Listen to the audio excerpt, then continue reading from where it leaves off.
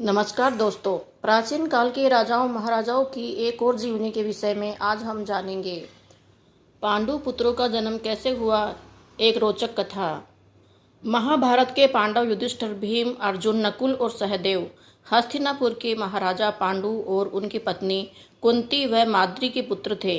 लेकिन आज हम पांडवों के जन्म के बारे में कुछ ऐसी जानकारी प्राप्त करेंगे जो एक अद्भुत और रोचक कथा है।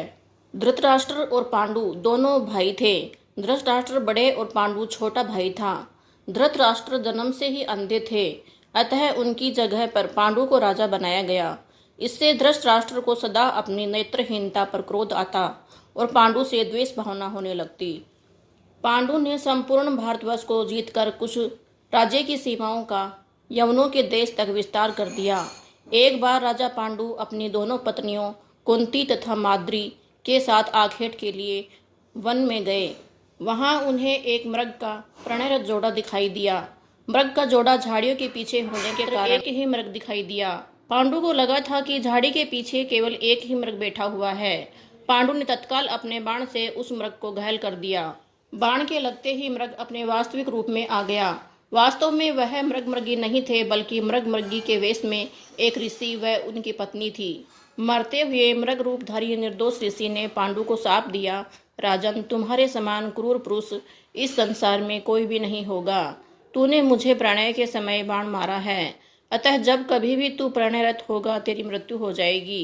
इस शाप से पांडु अत्यंत दुखी हुए और अपनी रानियों से बोले, हे देवियों, अब मैं अपने समस्त वासनाओं का त्याग करके इस वन में ही रहूंगा। तुम लोग हस्तिनापुर लौट जाओ। उनके वचनों को सुनकर दोनों रानियों ने दुखी होकर कहा, नाथ, हम आपके बिना एक क्षण भी जीवित नहीं रह सकती। आप हमें भी वन में अपने साथ रहने की कृपा कीजिए। पांडु ने उनके अनुरोध को स्वीकार करके उन्हें वन में अपने साथ रहने की अनुमति दे दी। इसी दौरान राजा पांडु ने अमावस्या के दिन ऋषि मुनियों को ब्रह्मा जी के दर्शनों के लिए जाते हुए देखा। उन्होंने उन ऋषि मुनियों से स्वयं को साथ ले जाने का आग्रह किया। उनके इस आग्रह पर ऋषि मुनियों ने कहा, राजन, कोई भी निसंतान पुरुष ब्रह्मलोक जाने का अधिकारी नहीं हो सकता, अतः हम आपको अपने साथ ले जाने में असमर्थ हैं। ऋषियों की यह बात सुनकर पांडु बड़े चिंतित हुए और अपने निसंतान होने पर बहुत दुखी हुए। उनको लगने लगा था कि संतान के बिना तो मोक्ष प्राप्ति भी असंभव है। संतान प्राप्ति के लिए पांडु ने अपनी पत्नियों से वार्तालाप करने की सोची।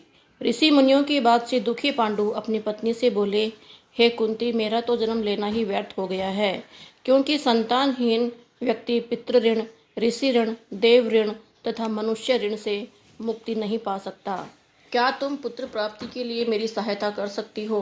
कुंती बोली, हे आर्यपुत्र, दुर्वासा ऋषि ने मुझे ऐसा मंत्र प्रदान किया है जिससे मैं किसी भी देवता का आह्वान करके मनोवांछित वस्तु प्राप्त कर सकती हूँ। यदि आप आज्ञा करें तो मैं किस देवता को बुलाऊं?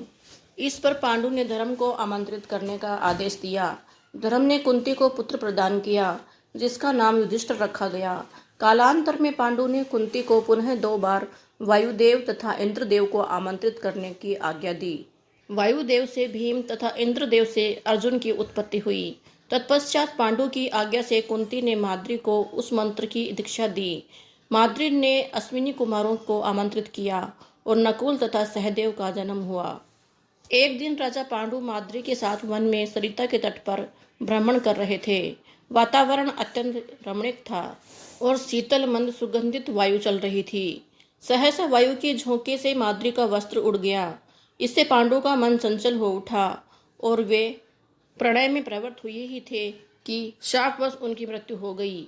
माद्री इस बात से बहुत दुखी हुई और अपने आप को पांडु की मृत्यु के लिए दोषी मानने लगी।